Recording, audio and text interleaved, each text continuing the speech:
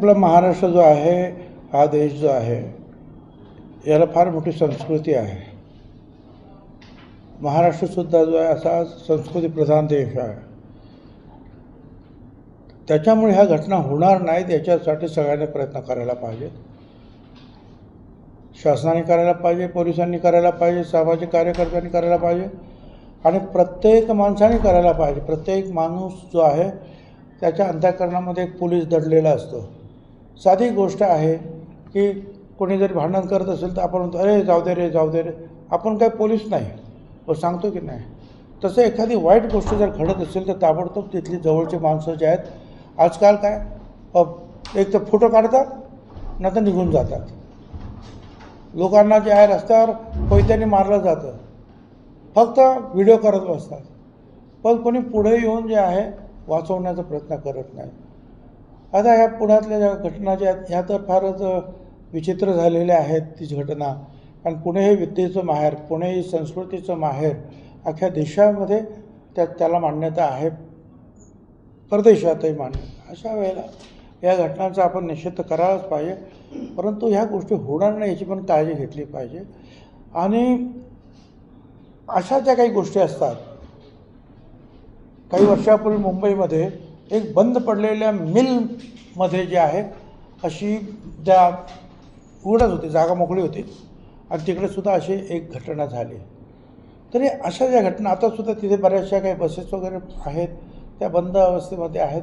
तिथे लाईटची व्यवस्था वगैरे केली पाहिजे, त्या नको असलेल्या बसेस ज्या काढल्या पाहिजेत आणि गार्डसुद्धा ठेवले पाहिजे. आपण आपलं ऑफिस आहे, आपलं घर आहे, आपली शाळेत आपण गार्ड ठेवतो की नाही, तसं तर एवढ्या बसेस तिकडे असतील तर गार्ड ठेवायला पाहिजेत. जरी ते वापरात नसल्या तरी, कारण तुझे गार्ड जर नसतील तर फार टायरपासून सगळं घेऊन जातील ना लोक. आणि मग तिथे अजिबातच तिथे तुमचे जर सिक्युरिटी नसेल, वावर नसेल, तर मग अशा घटना होतात आणि ते पण सुसंस्कृत अशा पुण्यामध्ये होत आहेत. ही एक क्लेशदायक अशी परिस्थिती आहे. मला वाटतं की पोलीस निश्चितपणे कडक कारवाई करतील,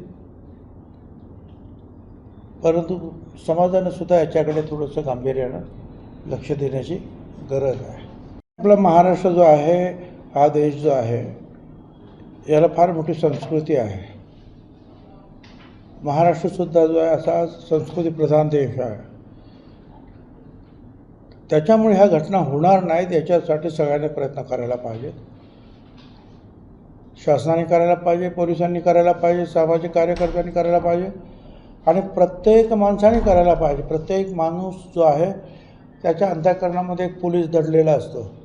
साधी गोष्ट आहे की कोणी जरी भांडण करत असेल तर आपण म्हणतो अरे जाऊ दे रे जाऊ दे रे. आपण काय पोलीस नाही, पण सांगतो की नाही. तसं एखादी वाईट गोष्ट जर घडत असेल तर ताबडतोब तिथली जवळची माणसं जे आहेत आजकाल काय एक तर फोटो काढतात नाही तर निघून जातात.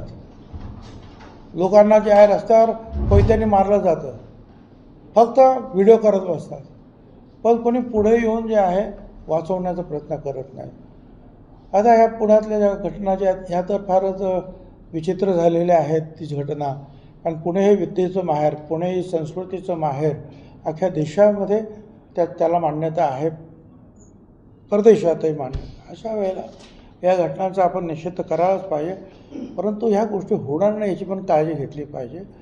आणि अशा ज्या काही गोष्टी असतात, काही वर्षापूर्वी मुंबईमध्ये एक बंद पडलेल्या मिलमध्ये जे आहे अशी ज्या उघडत होती, जागा मोकळी होती आणि तिकडेसुद्धा अशी एक घटना झाली.